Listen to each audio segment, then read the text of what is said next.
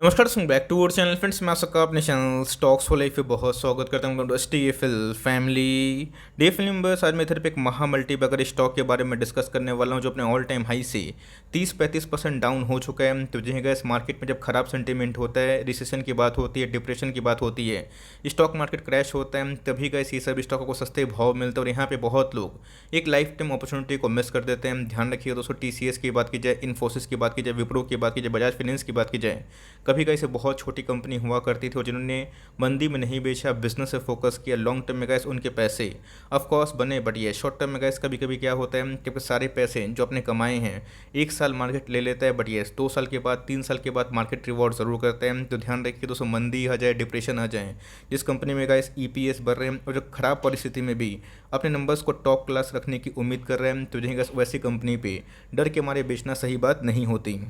Stock market में gas हमेशा से एक रिवाज है, जब तक आपका पेशेंस को लोग तोड़ेंगे नहीं, ऑपरेटर जब तक वो भगाएगा नहीं, तब तक वो पैसे नहीं कमा पाएंगे। तो गैस लॉन्ग टर्म जो जिम स्ट्रेटजी होती है वो तभी कारगर साबित होती है जब गैस कम से कम आप एक स्टॉक को 10 साल होल्ड करना जाने। तो मेरे हिसाब से गैस एक बेहतरीन स्टॉक है, इसके बारे में आप सोच सकते हैं। नंबर्स की बात की जाए, मुझे बहुत इनलाइन देखने को मिल रहा है। मुझे लगता है कि वॉस्ट जो है वो ओवर हो चुका है और गैस आने वाले कल में अगर ये और भी मार्केट के प्रेशर में गिरता है तो गोल्डन अपॉर्चुनिटी हो सकती है। तो फटाफट डिस्कस करते हैं, बहुत ही कुछ सीखने को मिलेगा। चैनल फर्स्ट टाइम होंगे सब्सक्राइब कर सकते हैं इस तरह क्वालिटी कंटेंट को सबसे पहले एक्सेस करने के लिए। Now without dealing any for time, let's begin. मैं इसके बारे में डिस्कस करने वाला हूँ। आप देख सकते हैं कि भाव के बारे में डिस्कस करें, बहुत बड़ा भाव में देखने को नहीं मिलता। बिलो 600 का स्टॉक है। तो झेंगस इसके पहले इसने ऑल टाइम हाई हिट किया था, बट मार्केट में आपको पता है कि 7 महीने में जो करेक्शन हुआ है इस स्टॉक में भी अच्छी खासी करेक्शन हमें देखने को मिल चुकी है। बट अगर आप इसका ट्रैक रिकॉर्ड देखें तो बहुत बार का ऐसे स्टॉक ने मौका नहीं दिया है। पूछेंगे कि सर ऐसा क्या हो गया कि 2020 में इतना नहीं गिरा बट 2022 में इतना फॉल होता हुआ देखने को मिल रहा है। तो झेंगस आपको मार्केट में गिरावट के पीछे की वजह ज़रूर पता होना चाहिए। एक मैच्योर इन्वेस्टर की तरह अगर आप सोचेंगे कि मार्केट में गिरावट हो रही है कोई भी स्टॉक में, क्यों हो रही है, टेम्प्रोरी है, परमानेंट है, आने वाले कल में बिजनेस जिंदा रहेगा नहीं रहेगा, और तभी गैस आप आराम से यूनिफॉर्म डिसीजन ले सकते हैं। तो 2020 में ऐसा कोई बड़ी गिरावट हमें देखने को नहीं मिली और इसने लाइफ टाइम हाई हिट जरूर किया। तो बिजनेस में दम रहेगा। तो ऑफकोर्स कैसे जो चार्ट आप देख रहे हैं ये लॉन्ग टर्म तक ऐसा नहीं रहेगा। ऑफकोर्स उसमें उछाल आएगी, बट कब आएगी ये किसी को पता नहीं है। तो ऑफकोर्स मुझे लगता है कि बहुत सारे नेगेटिव न्यूज़ की वजह से इस स्टॉक में बहुत डिक्लाइन हो चुका है। बट येस, अभी के टाइम गए जो उनके Q4 के नंबर्स आए हैं वो मुझे क्वाइट इनलाइन देखने को जरूर मिले हैं।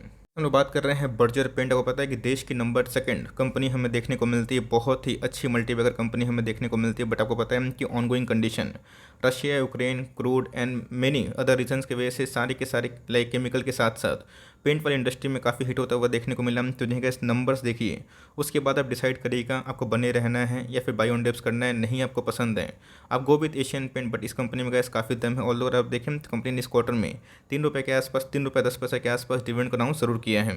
फटाफट चेक कर लेते हैं, उसके बाद मैं स्पेल करूंगा, को बेटर समझ में आएगा। तो जिनका थोड़ा सा हेजी है, माफ़ करिएगा। इनके साल दर साल रेवेन्यू क्या देखने को मिल रहा है, प्रॉफिटेबिलिटी में क्या दम है, देखना बहुत ही महत्वपूर्ण। बिकॉज आपको अच्छे से पता है कि एशियन पेंट के number year on year flat हमें देखने को मिल रहे थे, क्वार्टरली बेसिस में डाउन था। उसके पीछे का रीज़न भी था, मैं आपको जरूर बताऊंगा। बट ऑल अगर आप देखें तो जो रेवेन्यू है रुपीज़ इन करोड़ हैं, 2041 से अगर आप देखें 2206 रुपीज़ इन करोड़ हमें देखने को मिल रहे हैं। मतलब साल दर साल रेवेन्यू में ठीक ठाक जम देखने को मिल रहा है। क्वार्टरली बेसिस की बात की जाए 2566 से उसमें मेगा फॉल देखने को मिल रहा है। रीज़न साफ है, बिकॉज आपको पता है कि लास्ट क्वार्टर में दिवाली दशहरा का टाइम था, फेस्टिव सीजन की वजह से गैस बहुत लोग घर रंगवाते भी हैं, पेंट करवाते हैं। तो गैस इनका पीक सीजन है, तो इससे आप लाइक कन्फ्यूज मत होइएगा। इसीलिए आपको क्वार्टरली बेसिस में थोड़ा सा डाउनसाइड देखने को जरूर मिल रहे हैं। ये बात खर्चे की, तो ऑफकोर्स गैस खर्चा एक बहुत ही इंपॉर्टेंट अभी के टाइम आंकड़ा देखने को मिल रहा है। बिकॉज आपको पता है कि जिस रफ्तार से क्रूड के प्राइस महंगे हुए हैं, इन्फ्लेशन की मार हम लोग सह रहे हैं, तो ऑफकोर्स गैस इस स्टॉक में भी उसकी मार पूरी विजिबल हमें देखने को मिल रही है। 1756 अगर आप देखें तो 1915 के आसपास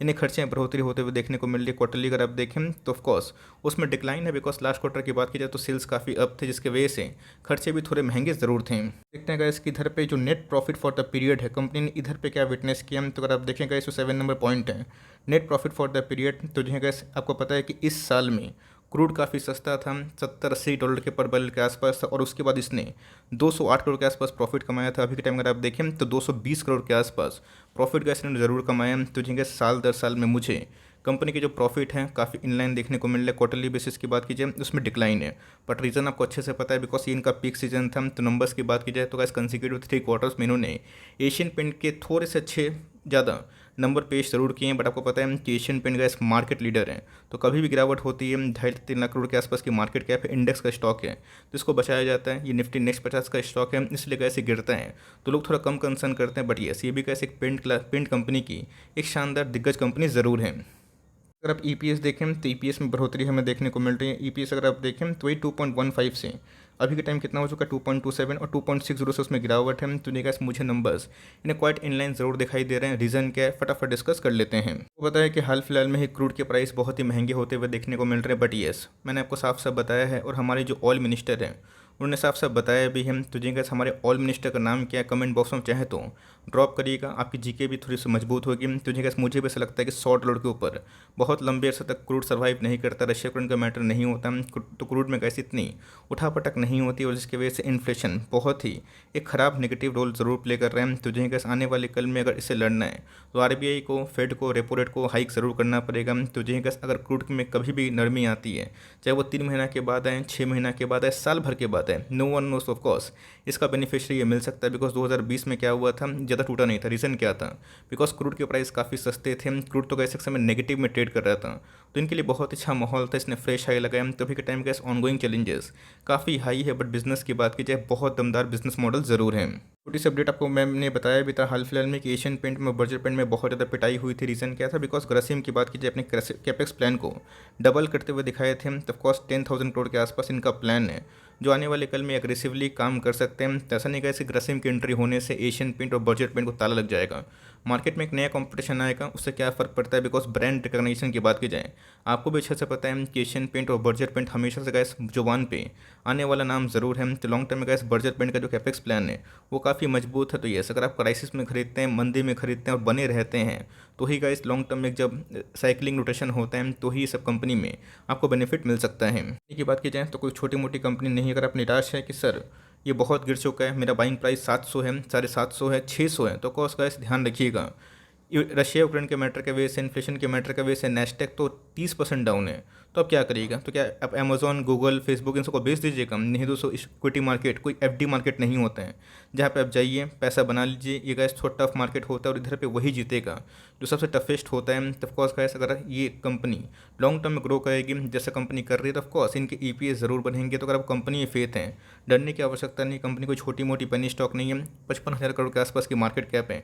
प्राइस टूटने की बात कीजिए तो अभी के टाइम में कैसे ये एशियन पेंट से भी लेस वैल्यूएशन में ट्रेड कर रहे हैं। आरओसी की बात कीजिए, आरओई की बात कीजिए, तो ऑफकोर्स गैस क्वाइट इनलाइन देखने को जरूर मिल जाते हैं। इसी के बारे में डिस्कस करता हूँ। 75% का जो स्टेक है इस प्रोमोटर की होल्डिंग हमें देखने को मिलती है। और एफआईएस और डीएस की बात कीजिए तो ऑफकोर्स उनकी जो होल्डिंग है 14% के आसपास ही। पब्लिक होल्डिंग की बात कीजिए 10% के आसपास ही है। तो ऑफकोर्स गैस 89% के आसपास जो स्टेक है, 90% के आसपास ये स्ट्रॉन्ग हैंड के आसपास ही है। तो ऑफकोर्स गैस प्रोमोटर के पास मैक्सिमम स्टेक है, तो क्यों लेके रखे हैं, उन कंपनी में बहुत भरोसा ज़रूर है। इस हिसाब से गैस अगर आपके पास ये स्टॉक है आप कंटिन्यू करें, नहीं है आप चाहें तो ट्रांचेस में धीरे धीरे लाइक इन स्टैगर्ड वे में बाइंग करने का सोच सकते हैं। रही बात उसको बॉटम कहाँ जाके बनेगा ये किसी को पता नहीं है, और इसका मतलब ये भी नहीं कि आप जितना लाइक चाहें एक ही स्टॉक में पूरा भरपाई कर ले, ऐसा नहीं है।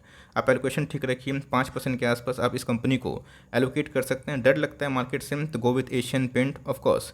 उसके बाद बहुत सारे ऑप्शन है, कांसाइन, एरोलैक है, इंडिको पेंट्स है, बट येस एशियन पेंट और बर्जर पेंट का ऐसा बहुत बड़ा डिवो ज़रूर रहा है, जो कि वेल्थ क्रिएशन में नंबर 1 कंपनी ज़रूर आती है। तो कंपनी की बात की जाए ऑलरेडी गैस बहुत टूट चुका है, तो गिरता है तो कितना गिरेगा, हो सकता है खराब केस में 500 आ जाए, no one knows, but yes जब रिवर्सल होगी गैस उसी रफ्तार से हमें देखने को जरूर मिलेगी। बट येस आपका जो होरिजन होना चाहिए गैस शॉर्ट टर्म के लिए बिल्कुल भी नहीं होना चाहिए, आपका जो होरिजन होना चाहिए लॉन्ग टर्म के लिए होना चाहिए। और बाद में आप ये ना बोलें कि सर मैंने इधर पे निवेश किया और देखिए 10% डाउन हो गया। तो अगर आप चाहें तो वेट एंड वॉच भी कर सकते हैं मार्केट को सुधरने के लिए। बट येस याद रखिएगा जब मार्केट सुधरेगा, सब कुछ नॉर्मल होंगे, तो ये प्राइस शायद आपको ना मिले, हो सकता है कि मिल भी जाए, शायद इसे सस्ता ही मिले, but yes no one knows. तो इसलिए कैसे इक्विटी मार्केट में थोड़ा सा थ्रिल ज़रूर होता है, बिकॉज हम लोगों को ये पता नहीं होता है कि कब क्या हो जाए।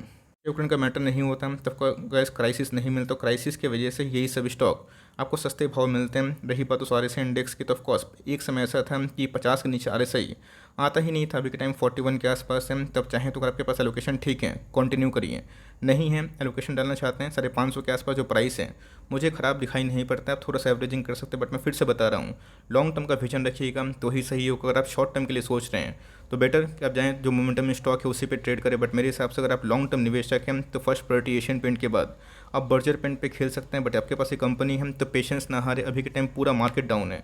सबसे अगर आप एग्जिट करेंगे तो पोर्टफोलियो पूरा खाली करना पड़ेगा, इसी बीच में आपको होल्ड ज़रूर करना पड़ेगा। कंपनी कोई डूबने वाली कंपनी नहीं है, लॉन्ग टर्म में ये कंपनी का बाउंस बैक ज़रूर संभव है। एक बार मार्केट सेंटीमेंट सुधरता है तो वो कब होगा ये किसी को नहीं पता, इसीलिए स्टैगर्ड वे में 3%, 5%, 7% के फॉल में एवरेजिंग आपको करनी है, बाय ऑन डिस आपको करना है, ये आपकी डिसाइड होना चाहिए। बट यस, कोई भी कंपनी में गैस ओवर लोकेशन मत करिए, बट नंबर्स की बात कीजिए हम क्वाइट इन लाइन थे, आप चाहें तो लॉन्ग टर्म में ऐसी कंपनी में बने रह सकते हैं।